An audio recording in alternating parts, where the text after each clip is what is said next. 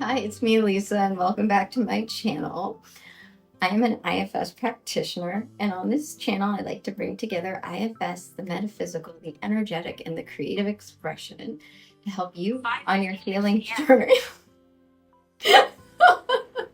So sorry. It's appropriate for the video for today. Oh, I'm so sorry. No, that's fantastic. I love it. Like, we are not editing that out, Abby. Did that.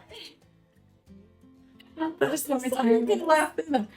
here we go. So today's video, please remember to hit subscribe before we get started because you don't want to miss an episode. Look at how much fun we have. Okay. So That was weird. that was funny. It was because it knew. So today's video is on inner critics. Yes. And if I was letting one of my inner critics go, we've been like, we need to do it again. And Yes. again. And my phone battery is already low, so we are not. We are powering through. Right. So, inner critics are not usually making you laugh. And no. No. And the cool thing about the language,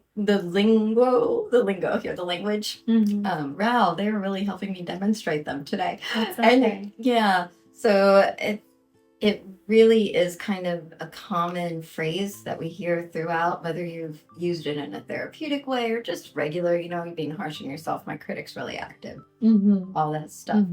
What I really like about IFS that is different is that there's no bad part. They're all trying to keep you safe, which means that this one is too.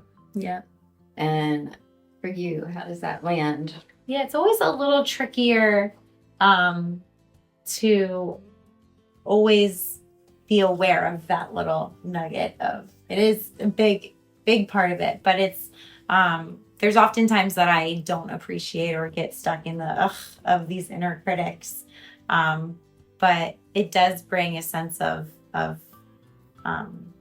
calmness, or it almost disarms a lot of that fear and that angst that I have or that other parts have against whatever critic is present at that time. So it's not easy to remember, but it is almost everything. Once I do, it totally changes. Yeah, it's the ability to get I don't know, it's the ability to get curious with them.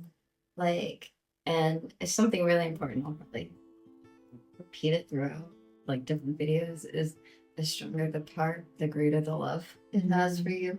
That does not mean love should sound like abuse, but if love did sound like abuse, then it needs to get in touch with you somehow. Because remember, a part isn't you, so a part is usually little, and it's usually very rigid when it's been put in this extreme role for so long. So it thinks there's one way to do things, and this is it. And actually, what's so sad is that that's not even its original job. And so that kind of makes me feel like, oh, like, would this part do it that way if it didn't have to? And my guess is no. So it must really feel like it has to be continuing this way. So I had a system that hated compassion before, so there's some parts going, yeah.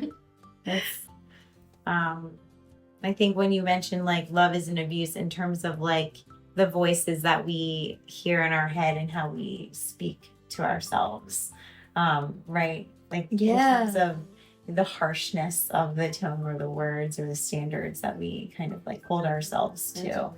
It's really just, something that we've experienced from the outside and then have internalized and has kind of become our inner monologue during those times. So, right. You know what? That was so insightful. It just, I just had an love not being abused, and then we internalize that. But it's because it works to do something that feels loving in the sense of keeping us safe. So that does feel confusing. Well, yeah, it might be harsh and yeah, it might be abusive, but it's what works. It's what gets through to me. So it's loving. And like I said, my system, compassion, please. Yeah.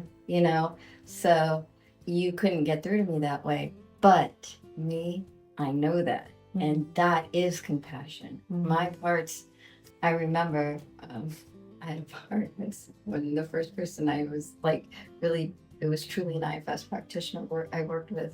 She was like, can you be open-hearted to it. I said I just vomited a little in my mouth. Oh my gosh. Yeah, right. I know. Obviously, the answer is no. Right. How many times did I ask him, like, what's the definition? I need the definition of compassion. Like, tell me what the qualities are. Right, exactly. It's not something that, like, I'm like, oh, are you sure? Right. I'm going to keep asking until I get a different answer. Right. It never changed, but, yeah. It's really tricky. your definition of compassion. Yeah. Like I was saying, different parts need a different feel of it.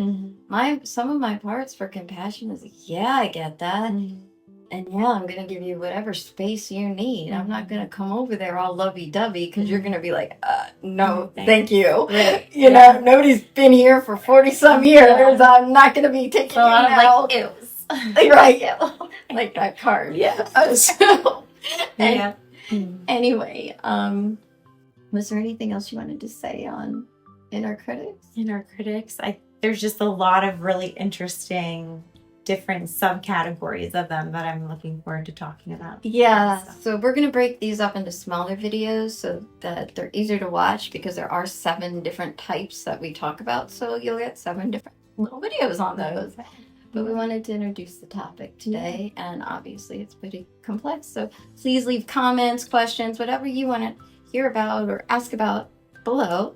And if you liked the video, which I'm hoping you did, please hit the like button below, and we'll see you next time. All right. Thanks. Thank you.